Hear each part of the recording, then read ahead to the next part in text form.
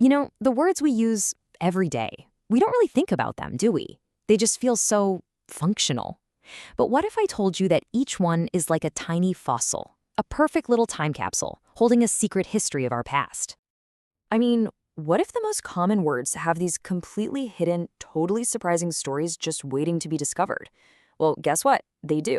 And today, we're going to do a little linguistic archaeology. We're going to dig into our own vocabulary and uncover some of those stories, starting with something you might have in your kitchen right now. Okay, here's our first clue. Avocado. Seems simple enough, right? A healthy, delicious fruit. But its name, well, its name comes from the Aztec word for, let's just say they named it for its shape and its resemblance to a certain part of the male anatomy. No, I'm not kidding.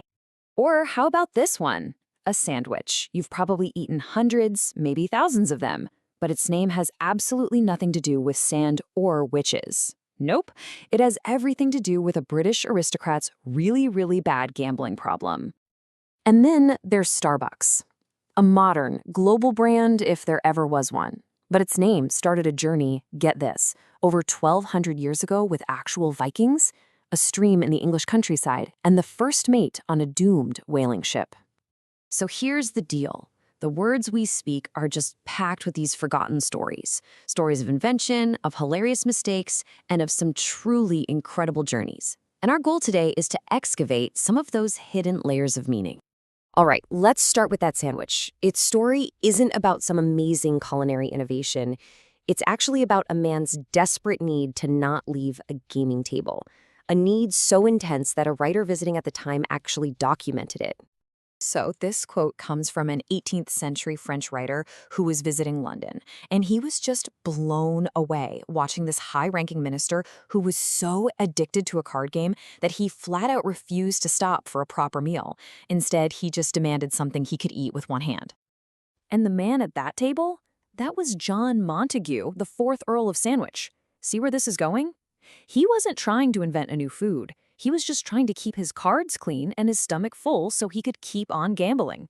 Soon, his friends started ordering the same as sandwich, and, well, the name just stuck. So think about it.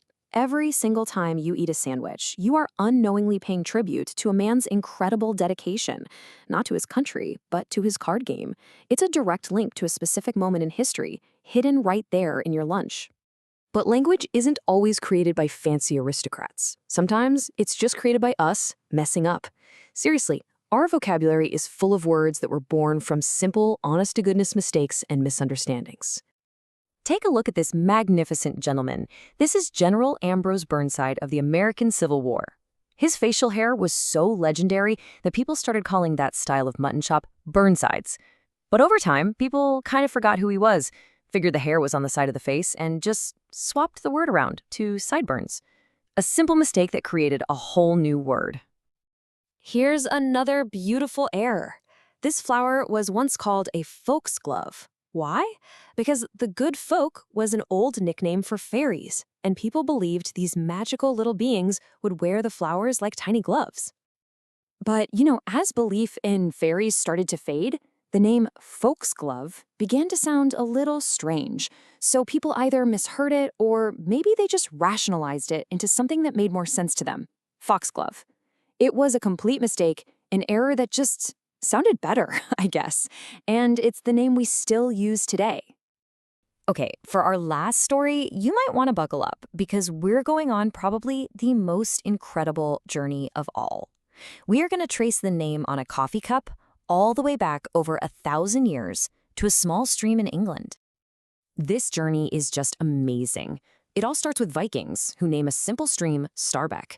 Centuries pass, a local family adopts that name. Fast forward again, and some of their descendants, now named Starbuck, become famous whalers in America. This is where author Herman Melville comes in. He hears about them and names the stoic, coffee-loving first mate in Moby Dick Starbuck. A century later, an English teacher in Seattle who loves that book needs a name for his new coffee shop.